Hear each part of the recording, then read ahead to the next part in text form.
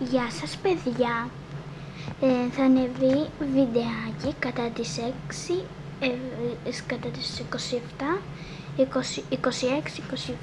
κάπου εκεί, 6-7, ναι το ξέρω.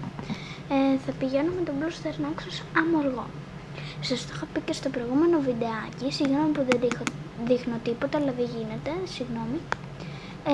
Ευχαριστώ πολύ και για τη στήριξη από τους φίλους μου.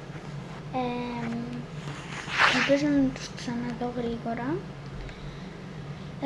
Αυτά, και ότι θέλω να σας πω και ότι να κάνετε και ένα like και subscribe φυσικά, και ότι θα σας πω ότι θα φύγουμε κατά τις 4.30 από εδώ. Θα αρχίσω το βίντεο στη Νέα Ιωνία, γιατί θα φύγουμε από Νέα Ιωνία, θα πάρουμε το τρένο. Θα πάμε Περισσό και θα κόψω το βίντεο στη Νέα Ιωνία, θα σας πω τα τάδε πράγματα. Και μετά θα το ανοίξω πάλι στο Περισσό, θα περάσουμε μια στάση, τα μπρικάκια. Κάτι άλλο.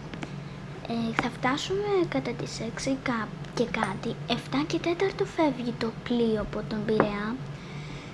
Και μέχρι να βρούμε την πύλη και αυτά, δεν ξέρω αν θα σας έχω μαζί μου. Τέλος πάντων, θα ανεβούμε στο πλοίο και θα κάνουμε τα εξής πράγματα. 7 ώρες, ναι, 45 λεπτά. Θα έχουμε τέτοια πράγματα, βέβαια δεν θα δείχνω το πρόσωπό μου. Αυτά, ευχαριστώ και πάρα πολύ για τη στήριξη. Να ξέρετε, αν το βλέπουν οι φίλες μου αυτό, πήρα και το κρουαζιερόπλαιο κορίτσι όπως σας είχα πει. Και ευχαριστώ πάρα πολύ. Αυτό, γεια σας.